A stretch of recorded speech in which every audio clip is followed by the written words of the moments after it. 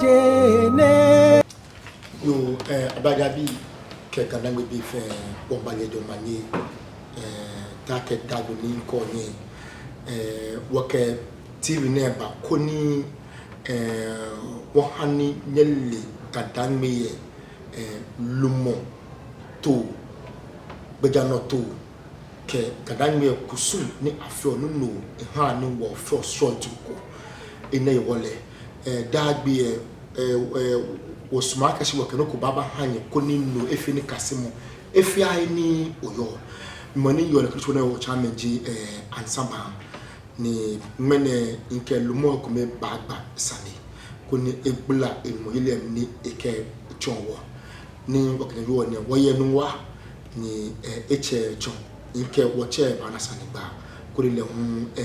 egbula emo ile ni eke chonwo yo chaka fa mi bo de manje mani ba ni o fa na te o yo ten e gbo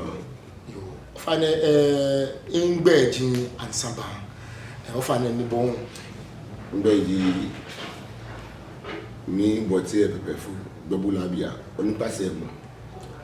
ncho akashi be o yo labia ke ha current gbobu je na ka yo o fa na ko ni o ton wo o men to feel yo kengre mimba manye kenje wolu mokuno no boktela wetu ile igbe wulo mo shiche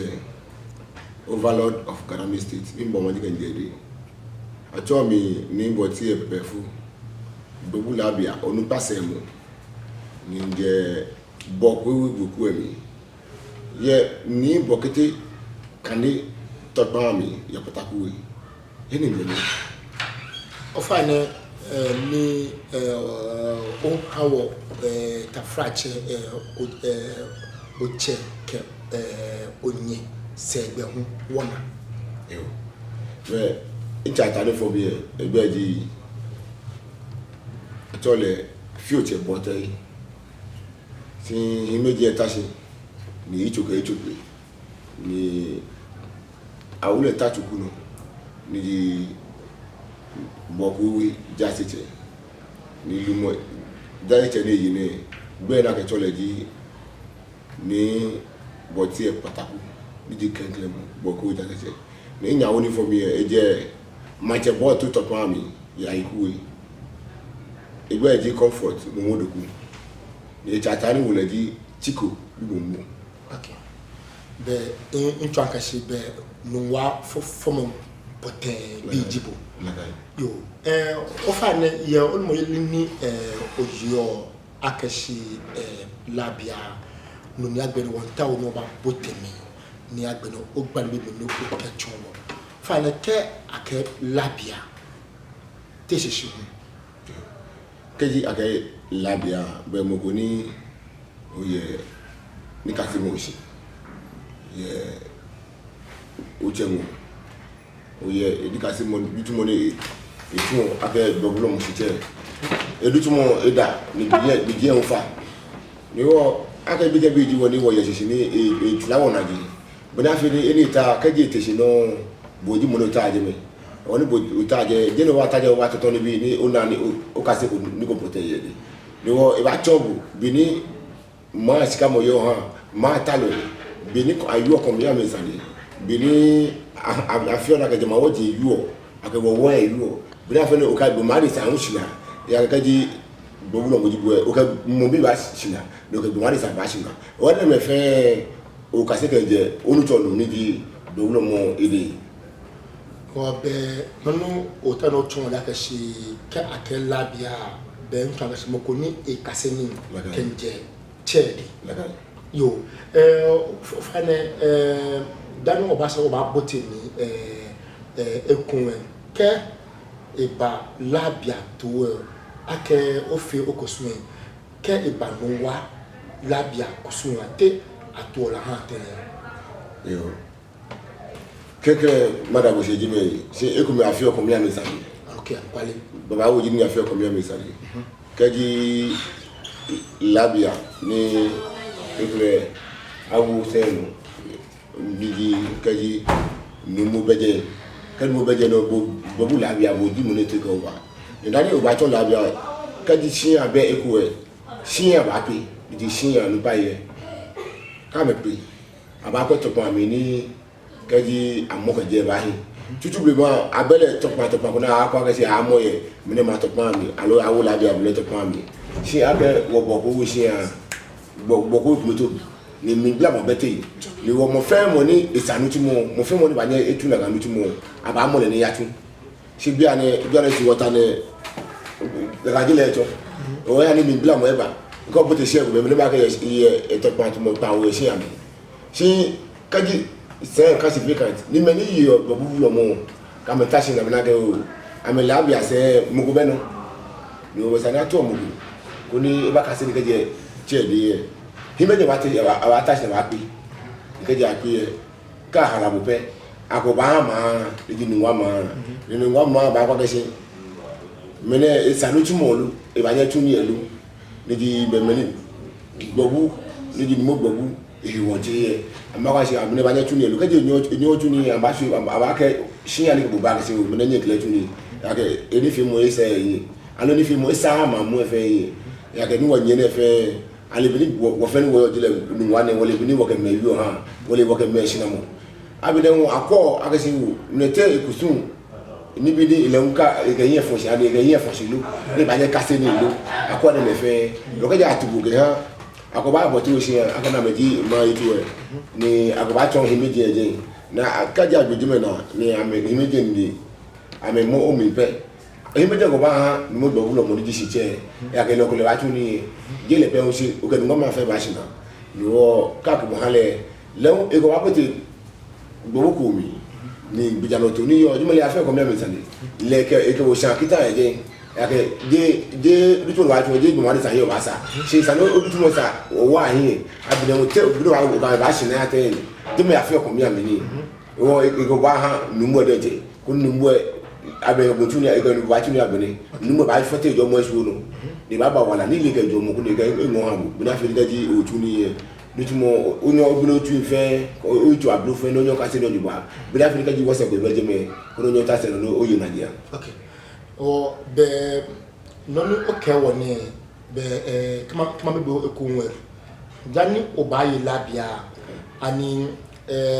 labia konkron ba tombo ni dani obaye allo kaji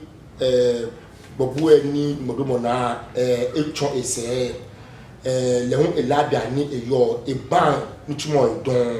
allo teji hanwo mu sise akakasin bo ono awobo ni edamo mo here no allo bo ono ya dani asaka bo ba ko te no nji yo to bi ito ye kaji babulo mo sije se e ka significant ijake wo mo ke ri ijake si kaji ni mo te si no se le mo kutano kanu ko mo bo mo tabi de te si ke no mo ba te se mo ba te se no le bo bu la bi ha ni wo e pre mo ko ba okay o kaji o to apply bo bu mo yili ye mi sa no apply la bi ai okay wani ni to mi yo wo ya la bi afu edu ye akuti ya mi okay o man fna ni a man fa akuti ya mi but we ye no osugono we ye no dinewe amene boku ni wo no jobo ku we to pa mi o me represent jobo ku we ye problem na dia no mi ka se ni ka die o fe wo chedi o du pani fe ni ka ji ale no ni bobulo mo ni yo ni di mo te kete beje ni le di mo ni etile wo fe le di egbe di ni bo te agbulo okay kaji le be dan mi yo di mi okay ni wo kaji le be den mi yo di mi la ka no ka ya kaji mo ni di labia onupa kale di mo ni yo bobulo mo be mo ni ni ese ma fi bobu labia onupa okay wo la ka ya la ka ya wo be ni o ke onupa china ni o di wo se french china la ka no no ko o labia onupa o ba china o ko di bi ko me ni e fe ti mo ku ko na yo me ba ko ti teamwork ni wa ke tun okay now our people in because maybe dromomi few amakashi kaji labia jibwe onye nu obaye bulo me am kwale de yo ka bi mo ne yo ye to mi to ye ye aka babulo mo shinche na ko ni mo fe mo ke so ni bi ye ni wo ka ji osu mo ko efi eto bi dalo to no to bo e mo na no to no la na ya le bi le no numwa laba ne ni tete ka je bremo ni mo fa mo ko no ni mo ne mega yo amelu mo ne si wo no no yele bi no yele ka je bremo chake ko ka je bo mo be je no babu la bi ale yo je ya ke le ka se ni ye di mo ko nye la bia no amo mo ko no ba to le babu mo ko klu ye mo se okay ja of mo e fe no bu ne fi e di na agba ke hanu wa ma ni nu wa me tashi ye okay kaji ngoma tashi ye abaje bu eno yo no fi e di na agba wulu ke ha se wulu e wa abaje bu je oba la ka se okay yemni yo ne ko bi to to ame ko abi mi no ne ne ko ba wo ye ma che ko ni me wo ma che ko na egbe di ni o dai ko di egete ni je do dai ko di je ni mo ni yo bobulo mo la ka bi ami e eje bote wi neji bokto suale ni mo ni je la gaji atodun eje mi to pa mi je mi kan suwa ni la ka bi ami e atodun le ni ba wo cho le mesi la me ma tun e ame tun me mamo ni akene fi ma che ni mele mesi ni atun ni ke hanle ma che hanle ni tumu ni mo tu ke ha ma che ke bi ni wo e se ne ko fi mo ye ablako jano ni di manjano ni atodun e ye boko wo shi am ye manjano le wo yo si ma che le je manjano yo wo ni ma che e je ni ba e pe amesi ya ni ba anga amesi na ni wo atodun ni di babu labi al kan bi ami ya wo se ene woje ahane babu lo ma ake ne fi afrika go pe e ake babu labi ya kana ka bi ke bi ojibu babu labi ya ke vo mo ni oji ha je bi ke jibu e ake gbe pe ni to ye gbe wo ni wo ya bala ka si himbe je na ka si o be ake le di mo ni nye ma ye ni le labi ya ni ke babu mo be le yo te ko ni ya wo se ke ham ya ke e ba ye de ye e be ye si ni wo mapi na mi amadile ye elimo ye ake la bia fo ni asule ni ma dile je ni abu no me wo mo ni wo se wo si ya ni le yo wo mo na asule je me na ati kanesi be na mo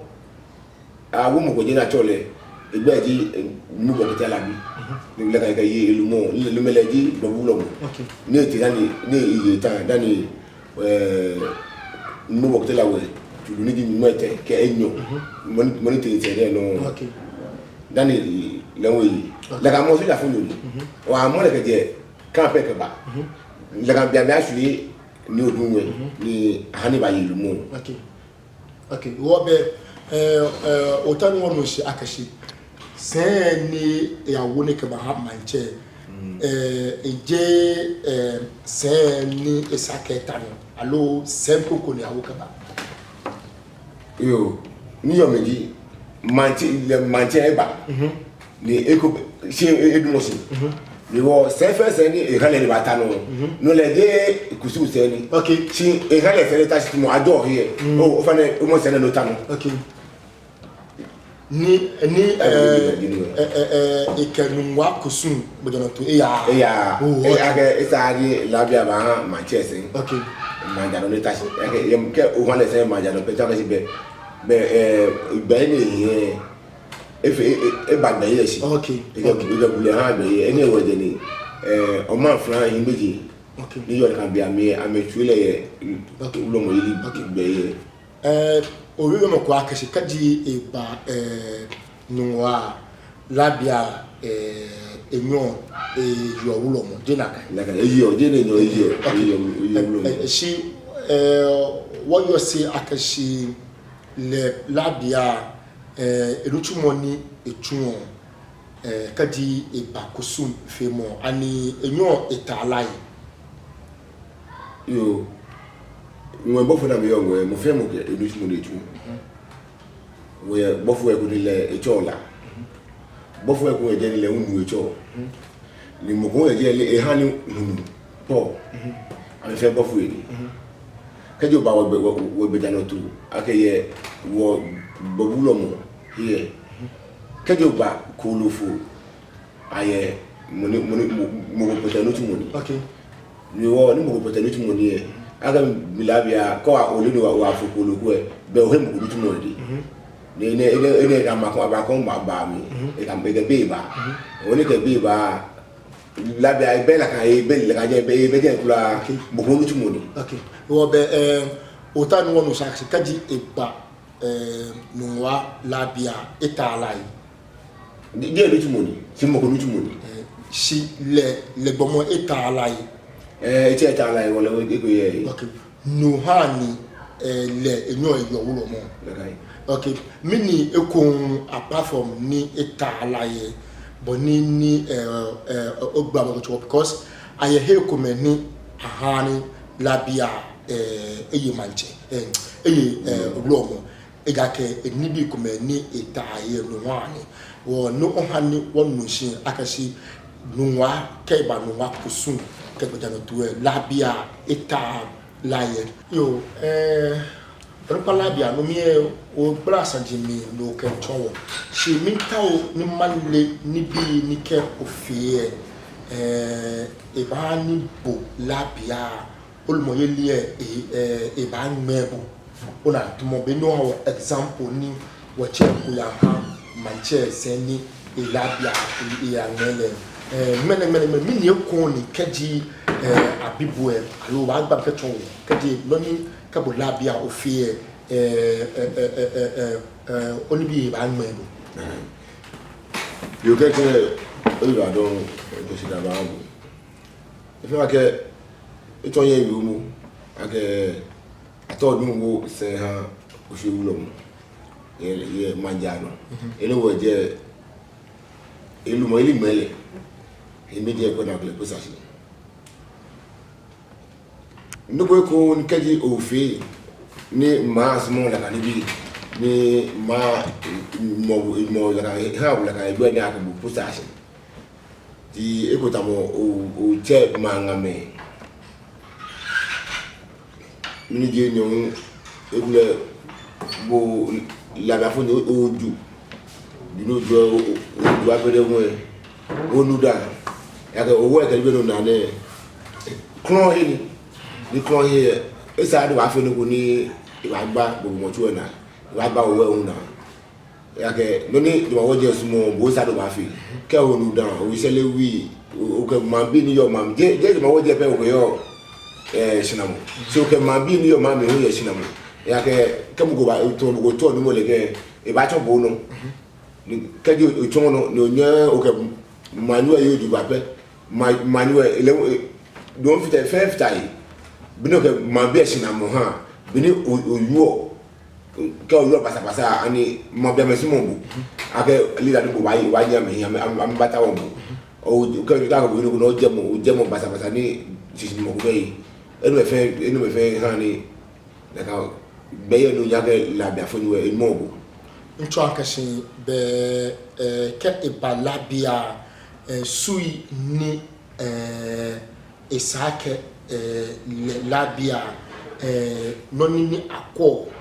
yele ga ga sani eba enshi ni agbene mu eke mambia ana chapa ni agbene mu esa ni ya joshi kome ni na kanshi e ba an ko ni le ke ko na e ba me no me no ni ogba no o ka cho wona di na kan ni yo o fane ka ke labia de che kaji abato o fane ani ato mo kome to pe ni le ekenumwa anashiramo alo mi mini pote na ni ke ebalabia many ani ato at the same time yo to no to yo ye ake labia fuye kaji sinu wata mo ne am to lo ga bi yo ne no moni yo migi babula be lo passe mo be no to me ga se be on pa yin ni on pa ni fe ni ji wala be afo le nupa ni ka ji babulu mo be le yo je me le ta babulu mo se no nika jale no ni bobo mo esi du na bo aje tumo no ke esi du ne beje no bobu la bala ji mo ni edumo na je okay ni edumo na je ne mo ko yese ake lewu la ga fu ni o eso na bi mo ake mo ni ji olupa e ba to bobu lo mo o mo ni na bi mo betani siya ni e classification ta be la ga fu ni sani siya ta si na harami ka halamo aka kleba ha himeji ni ji mwa himeji ye ka kwa kashani moni ala le te ezubanyo te eviemo ye manjano te egemeshina mo kedibi ha te mini ani ye dwomo ko ye kusone ya tuwe ilu yake bepie mugona awule ni ebe na aka ya dimo na de ebe la kano ebe dwomo ko miku ye si ani ebite ba ye tuni ate mon ba tuni ba je tuni fe ba tuni yelo akwa de me fe akwa ede me fe gaji akwa na ga si o lele oye le ke ni ba foto le qualities ne fe no ba jo ke machina ke combien bi achina o ke wa wo yi fe ke mancheme ya ke no o fe la fa ne wa tu ke ya ba ibo aba ya tu ke ma se tete po no adu mon ma na ni te o comporte o ite alo te o kula o ite o kula mo fe ye mi accord me fe ke ja na ke si obe la kan quality se na ton atawo ku abaji bol ka be ye okay bi ka jo ye la kan mene na atawo ye fe ku aba fi ku so abu ni ku so na afa bo je bo mo ye kula bula na le ke aka do mo ye o ba je fe bi pi ni mu ba boy bo ba du la bu me ni bi na ke ni ke ofie e ba na muji ba boy ni isake bobu e drab yo e ko tamo ni ta de blog o be wale agbote afo la chamoyi fun la chamoyi ni bi pinye iba di me sa ti no aka de je e sa lo kan la sa jo mo go nyo sa ti no aka no ka agbote doctor aga doctor o be wo shin ya wo juma ni doctor yo o ka agbote la chamoyi na akwabuta ka ko agboba sa gbogbo ma adulabu ani onye o ka wo e ke di mo woji ke koyo bi atuni abene no se nwe ekule o ya no afi ala to afu eje ko yo to afu je bo jibo mo aga di labia le ba ya no ko ti ya no ba no sana bo mo julabu abene nwe kaji o tonto mo ko ni e ke ma ko ni ma de ma do na ni ma o esmo ni e ba to ko mi ami ni himeji ni di wo en wo ye e ke chon wo ye no na me ba ka chon ma na na ke mu je boy sana julabu bo mo le ba mo ba tu le ku le fe o de me ka o fe me fe bo mo le lu ti mo ji sare e julabu si mi ni ma julabu bo la da fo jo be le ga wa la ga wa jula o che le bi be le ye de abere mo ni bi ku me ni le yin ni bo la be o le onyo le unda aga le yi bo mo le e sama kita si bo o ke jo wo ji na wo kita le ka wo bo mo ku so na wa fe bo la be ajo na fe wa bo mo e to ku e bo chon e to je bo ni si bon ono di o ka go ma kita o ka bo e to go ma mu fe si bo ka wo le abatire le wa pu ma mu fe o wa fe na ni ba ye fe na pai ni ba ba jo mo ke ni ba ma abele nwe le je ke ba to wo ara si mi ne mi du mo na ni wo ni ba du mo je fe ni na ni ka i bi no ko alo du fe ni ta wo ye bi e ka i bi ye bu atu e okay e wo ka je o je go tu le fe onyo adu go bi na no aye ba je no onyo o che wo ni wo bo tu ya ka lebu edubo ida skaji agubunye atelele na kle nye wo fe na no ni fe le babu lo mo okay abene wo fe ni o ma amelele wo ka je e che bu ko abe bole tu ni ga tu ameme ga metu okay yo one na akashi sajin kome eteteshi ye gadangmi kubaya kumano akashi le labia keji eba bulo mo yele ni ochela akashi na buye tumono akashi le bulo mo enyo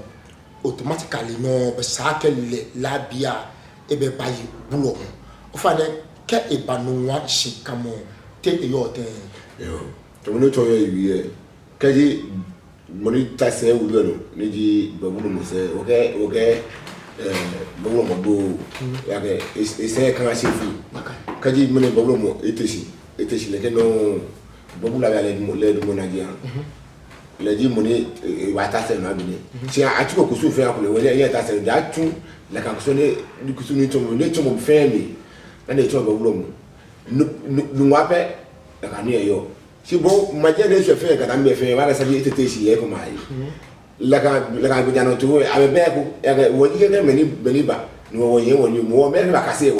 wo ka se bo no ka se ba wulo mo no o ko bi ba wulo mo e na ne fa mo ye o ha ni bo no ni bo ma appelé on a mori play bo mo yi e ka o le play bo ba appelé la lo ba appelé la bia bo yi ko no wa so mo no ka se ni wo dara be fe ka jo o ka mo ko ju no ko wa go se no ko ju ju ba no o kwa ka se ani jo ni ma ju ne te wa ta mo ate no ni ko si ane lo ko bo mo ni mi wa to no ye te no ba ta mo ate quelqu'un no yi wono le ke aka bo mu la bia ka ji boji bo la onu pa igbo mo ti sino mo ni di onu pa e ba chon bo mu lo mo ni di onu pa se mo le ba chon onu pa de je mo ni di onu pa se mo kula le di mo ni tu yo e ba kan be ni jete e ka mo kula ba je na je okay la kan wo be ya to yo le ye ni wa de si ka je o ko e ko ti mo tesi ke he ko me fe aka se ka je wodi e wo be no wo je la kan no la ma sa na fe mi ame ko na me ka nyama be no kaji o ko nuwano no ake ayela bia ke bo mo bele yo ni bo to fi la ka bebe bo la ba ko la ka bi jano to ake do bu la bia ake la bia fuju e o ka se ni ni no ka se ani a o bu ba to ite ko ni bu la bia o to mo ni o la bia no ni bo so mo mi no ani a to o master o a to le ni alo te o a to le ni e da bi e mo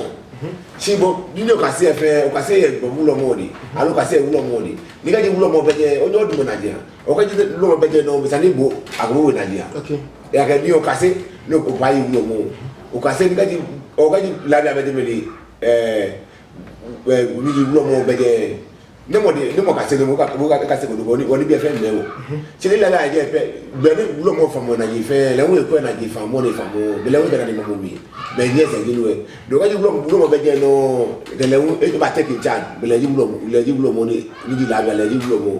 No one believe what's come on your honey. Okay.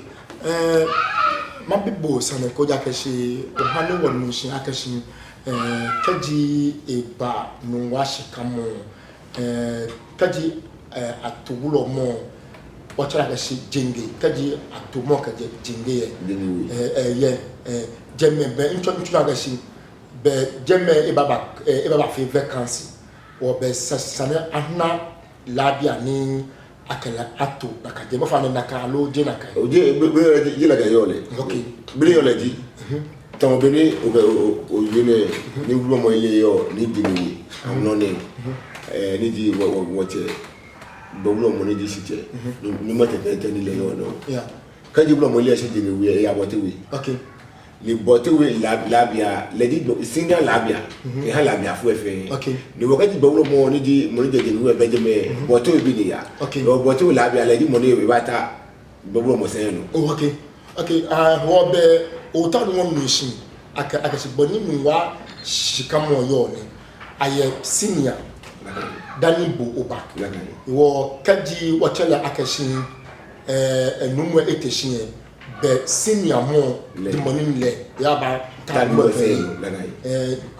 ni ke ba na kaye ni bohun mi ma ton labia do ba ni mo mi ma ton labia do ba okay mo ma ye mi se ni le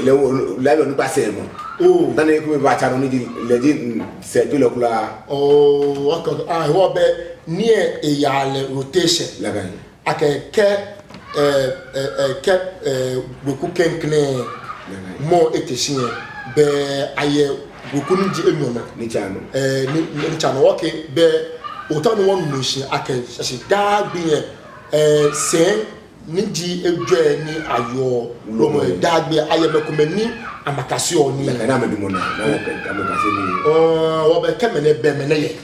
oh okay mais shorty ni kaji iba le kaji bakashi babu ebe hiwale ni le labia hiwale based on no okawa kashi le bobue la moni ni enyon etuo numwe si le labia be benile eta numwe kadi e abale akashi numwe ebe wale na mo potene sa akashi eta numwe ndi bulo moy yo ogala di bolo be wale bon da be wale il a mo ko le pe no como no abene mo public ito ye kadi numwe be lo kadi numwe be alo etile le kadi ke o fulo fe mo ne okay le na e mo tuwe ni me babu na kwachu ni okay ya abene wodi ko yo on bija to ko me wonu wane asfatwa ne fe no na asfatwa fe me tu ko ni okay le ame fe ameye la ka kusu be na me yego abene we kaji bo baje ko no we ulo mo je ni jo fulo mo je okay o kaji bo baje me bo ba ye be ne ko fu ba ka o fulo mo fe mo ne okay alo kaje ke bo la be odupa ya na fe ni le ke okay mo ko nya ka fe okay le ba ya pika na do okay je mo le beta ni all right ye o me gba mo me ne bo ke o fulo mo me sorti ni no de tenkaji e ba kusun fe mo o fo mo le di blafu ki hanu bobu okay la ji mo ni le eta lai le fo le kanu tu mo fe okay a fo ko lo yi o lo fe no le di mo de mo na okay si la bia le eta no ko to mo to ye wi mo la da no ka se ni o ke je o flo mo bi e ka le mo di le ko okay okay ti bo la da pe ni okay yo ene ha ni ene ha no ha ni kaji isaka shi kaji numu ebe no ha ni isaka shi atuo le labia na ne ba ton ulo mo lo la kan aga labia le we ba ni to mo la kan ni bia mo ni bia ni bia mi ni ya fe to mo kan okay ni wona ne ba to mo mo na atu da si to mo ko yi la fu ka ni bi ni ye o fo mo be ye o fo mo le bi be ko me ye ko bi le le po ba ya de me le we bi ti class obligo to mo ni to ye wi aga bo fu ife ni mo mo ke le we ni tu mo tu le we ye tu mo kula si ni tu mo ko ni afio universal mo fo mo ni tu okay se ko me ye ti le we le we ye je le wo we di dobu lo mo ke si bi e le la ka no le we ke e ga itu wo mi okay le we wo ni bi e chapio le se ko fe ba cha okay so no mi bibo akashi me short e yo bo okay ofuwo kaji eba kusum fe mo to ni to ye wi aka bulabia o ka se ka de wulo me enyo ade le ka no ni o ka se ko jo o ka se de bo mo de o ka se ka de o fu mo de ni ti mo ni kaji o fu mo atu e bo do mo mi ale ni bo etu si le o fu mo le awuletu ni e kama kita ni kama e ka wo akita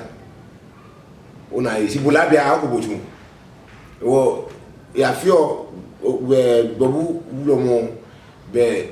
e bi oji o fulo mo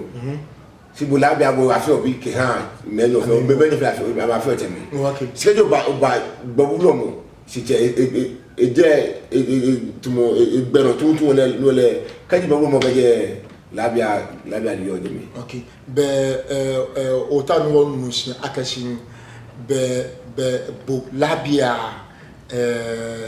o somo me enyo fe shimbom o somo fe e damo titu le bobu bulo mo alo je la yo kadi afi gbabu ni atashi na ni numwen di bobu etashi bo ake labia imebo ta inta bobu mo hi ja ke fo ma ke bobu mo hi san ma chu mo hi ni ma chu mo hi kadi mo fo ni mo ke ba alo ekule mo ya ite ya no sini ite ya no wole ake se mo ite ya no wole ake ite ya no ni mo go ni boli ona se wa bi mo ba kwa ya ko ya no kemo ba sa no nyo bo la bia bo ba tu ko mo yi ni otuwe na ni mo nye ko ba bata be wo mo podi okay wo bo ta be wo mo hi okay one akashin how mo sort ni ya no ye kadangbe mi fe eje kusum nyagimo ni cheme kome amya nyagi ke agbene mene no wo chola akashin religion jamo sort mo fe fitai ni e ani mene how mo ke jila mo iba bo kadangbe lu mo yelemi akani bo ofe obrano ni osomo no mo ba bebo akashin ani ke eba kusum fe mo onyagi kusum inage kusum kaga afi kusum ina mi se wa ya ke nunu woni me fe woni ma metu kusum ni jinna wa ka yosio ake game lo gara bebi le wo ka je se kusum fe mo ya mi se aka ya tu kusum ni ya mi se wa ko wa na po iso bla ko ba bi proje metu ko si metu si mi nyani mi tete me ya metu ya mi gani bi ni me fe ka na se tanu ha me be me to anu ha me la ka be e se ni wo yemi ka ya me wo yo ko mo da se o ma na ko be hu ye blood mi be ga ni bi e je twi mi ni wo je ke ha kusum we wo no me wo me fe ni hiya me inu aga fo wo tani wo ni wo tula ka ni aga no ji na se ya wo o ba bai ni wo tuwe okay ni atobo ake labia ni ke okwe biami ni atokubo ke mene ni atobo kashi kabashi mene ake ni ke bolua ake labia ma bibu akashin ani ona hise ake okoyi iba boti kusumi ni atobo ake labia bonafi ko ni efe no komono kia nyeme krokume ni amengo se kwe ankame baba damo kusumi ina ise ba o keji okwe komia mi imeje fo mi keje komia mi de mi ni amejo mi ito mo ha mo ba o mi ni keji ya me won ko skwe egule ta fa je ito se ni ama me yo ni wo yo ni ke okwe bia ne si tamoni tane inyeke imeji ba ho shina sila ka bia me ni lege gbena ne ini a ya ko mi e ni pa china e ani le me wa abele mu e ani le ni ma fi ni ma cry ye mami e kra mo se bi ma fi ni ke me ma bi ana china mo sane ba mi dio nawo lele bi sin tane bi bi se se ko e meji awo ne ko fi to abite o be o wa mi na ji nu e ka jo tala kan be ye ni meji ga jara jo mo ha wo to awo bo wa bo ba wo e si ka me ko be ni ke meji china ga be ni ka me mo ga me so le ka ni mi di mo ni mi fu ko ni mo le jama mi mo bo bi lo je be mo no mana ni mo ona yake ilage ni ta ba mi fu mi afi mi afu je me e di na gba ke ya ma mu efe wo no ta le jo mi fu da be ta ni o di oju wo e ni ile la kan bi e tun ba enye ga ma hina aga ero ta ne no o ni o ga gwa hina e ma bi efe ni yo ma mi mi fu mo enya bo enya mo fe mo wo o ga mo ko nya hina yo bi no fa ba fa mo na je ma mi e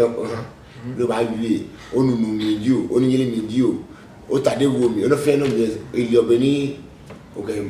o kele kan bi e fe okay ma bi kan bi le kan bi e o sina ni na ba ko abe okay abe den we ile da ke chono no njo me bile wa ake eni wo ta do mo ni mi ko ni le ta ke ta de mi okay ni wo ta da mi tani le ke chi ni ake nu e ta no hele ka chi ni eni ta yo yani na le la ka chi ni ye wo ya jo mo na okay ke okwe boni ni labia yo ntwakashi e mi nse wa ni e twakashi egbe ni eyo mi edwemo titripo emi egbele ni ewo nga banakashi kusunwe e fokaji omme oyefen no okay ha bon ofegbomo sorte ko na gbesa ni ma bi labia ni magmeje akashi wachala akashi enye mami mini su nke ana abana ke mene labiaji so we to ye technology enjoy samu kaji akela biaji no ba ni o ife wumu yi meje ku dele ko afi je ni o atukusu ba lo atumutumo no we wumu di no ni mabie alo akutu obono yo am gambule ko hanko abene kaji o gamugo wi ni obulo alo jemu o ye basa oni femo ye akutu be sa mai no to ake mon pa di bisa gambule ko hanko ora isi o sane o kase de me beno ko me ba yi to mi to ye wi me ba shi na ko me ba wi no ni fi obo moni oji okay ni fi ake wo lele me le ka ke la yo ane shi mi na ke o di femo shi mi na ka shi ko kan on ni shi ke okokwe no no yi wo ka di ni yo ni to ka ji mu na bo ma mi e la ke me ne be yin lo ni okay obe ke eba no wa labia ameni ni shafilie enyen nyebo to to ye wi le ke sali mu ne ngona wa ko bi ni first bobu la afu ye ake le ke afi ne ake hawo amewo wa fi si gbehe ke gbena bobu lo mo le de yo o ke bobu mo ke mene fi mu ni mene o di fi mu ake ma da fi ni ke ji una first go wana ni ade ba kama ni ma le ba fu de je di bobu lo mo la ya fu ona kadi mo pu ya me una ni le kan bia bien anako mbuko pote yake labia okay ni ma ne mweni si mene bi mata dani himeji asiye amesa ma ko ko ni na ni wo ko akone bobo muhammad mo la ke silele e bi yake la bla fo ma ba kadi yame yake le bena fe le no ni afile le no ni le ke mogo do o ga yo olumo yo bobo mo le ga file ya na ga file mo no okay di wa wo yi ke di bi ametu ku support na ga mo ne wo na ga no bo tane ba be ko nye ma mi na ga wo mene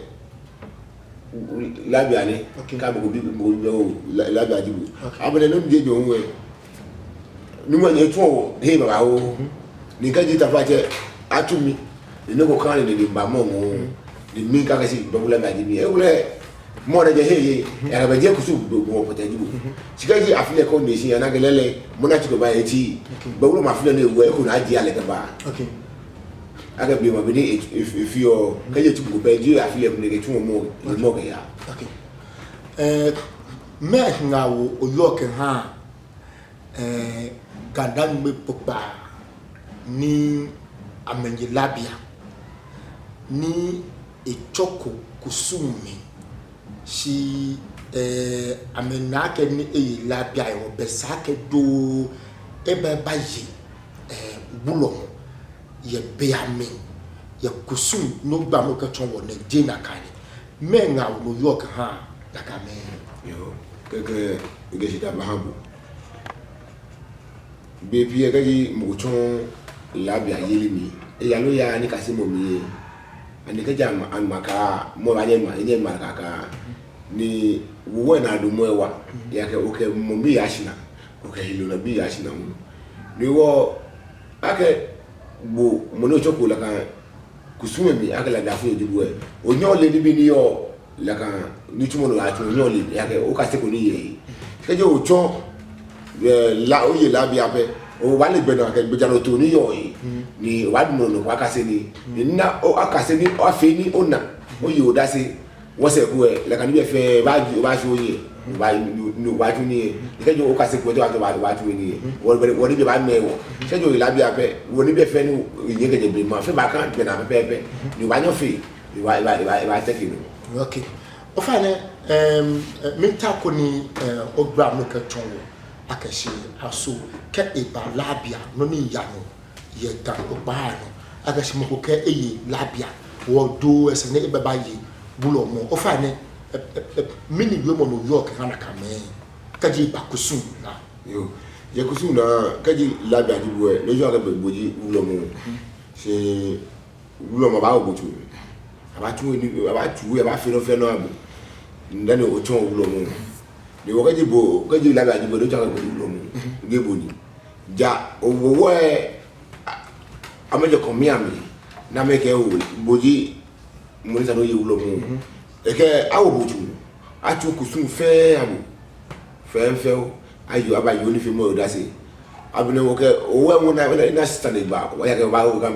ye ba ye ni je o ka ba na shina mo no ni fi ko ulomo okay be kama no bo she bo ta ko no wo mu shi akashi kadu oyi labia de nche lololo le nche ayakoso ni sami ochom ya ga